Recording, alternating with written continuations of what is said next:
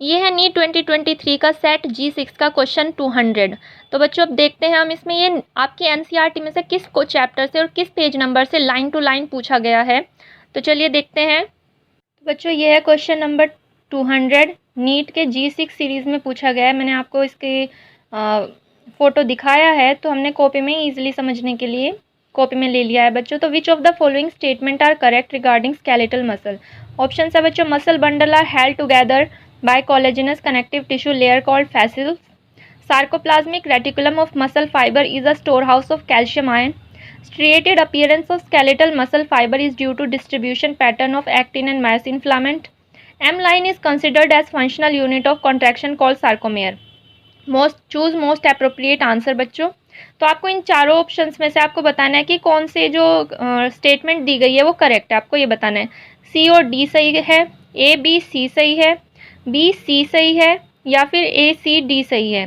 तो बच्चों अब हम इस क्वेश्चन में से आपको ये मैं आपको बताऊंगी कि ये क्वेश्चन आपकी एनसीईआरटी में से किस पेज नंबर से पूछा गया है। और बच्चों लाइन टू लाइन क्वेश्चन है। तो चलिए एनसीईआरटी में जिस क्वेश्चन से बच्चों पूछा गया है, जिस पेज से पूछा गया है, तो ये है बच्चों 304 पेज नंबर आपकी लोकोमोशन एंड मूवमेंट चैप्टर से आपका पेज नंबर 304 में बच्चों आपसे पहला पॉइंट क्या पूछा गया है, muscle bundle are held together by collagenous connective tissue layer called fascicles. तो बच्चों और यहाँ पर देखिए आप मसल बंडल और फैसिकल्स, तो यानी कि ये स्टेटमेंट गलत है। यहाँ मसल बंडल को ही फैसिकल्स कहा गया है और वो किस कोलेजिनस कनेक्टिव टिश्यू से हेल्ड होते हैं उसको कहते हैं बच्चों फैशिया। क्या कहते हैं, फैशिया।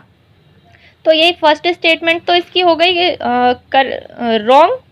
नेक्स्ट स्टेटमेंट पर आते हैं बच्चों, sarcoplasmic reticulum of muscle fibre is a store house of calcium ion. अब ये जो इसका लाइन टू लाइन बिल्कुल बच्चों जो दिया गया है, ये the endoplasmic reticulum that is sarcoplasmic reticulum of muscle fibre is the store house of calcium ion, correct है। तो हमारी बी स्टेटमेंट बच्चों सही हो गई। नेक्स्ट दिया है striated appearance of skeletal muscle fibre is due to distribution pattern of actin and myosin protein. अब ये वाली लाइन देख लेते हैं बच्चों। तो ये दी गई है the distribution pattern of two important protein actin and myosin. तो ये है स्टीरिएटेड अपीयरेंस से, देखिए बच्चों स्टीरिएटेड अपीयरेंस से और मायोसिन तक करेक्ट बिल्कुल एज इट इज स्टेटमेंट दी गई है। तो यानी कि हमारी बी स्टेटमेंट भी सही है। और अब आते हैं इसकी डी स्टेटमेंट पर। और डी स्टेटमेंट दी गई है बच्चों यहाँ पर कि जो एम लाइन है उसे कंसीडर किया जाता है एज अ यूनिट सार्कोमेयर, नहीं वो जेड लाइन को कंसीडर किया जाता है। Z line is considered as functional unit of contraction that is called sarcomere. तो ये हुई हमारी डी लाइन भी बच्चों, डी स्टेटमेंट भी जो है हमें रॉन्ग प्रूफ हो चुकी है। यहाँ पर एम लाइन दिया गया है और एनसीईआरटी में जो है बच्चों जेड लाइन दिया गया है। सो अब हमें इससे कौन सा ऑप्शन हमारा मोस्ट अप्रोप्रिएट होगा बच्चों, बी और सी। तो इसका ऑप्शन 3 सही हो जाएगा। ये बच्चों G6 सीरीज़ है, नीट 2023 के क्वेश्चन पेपर की G6 सीरीज़ है।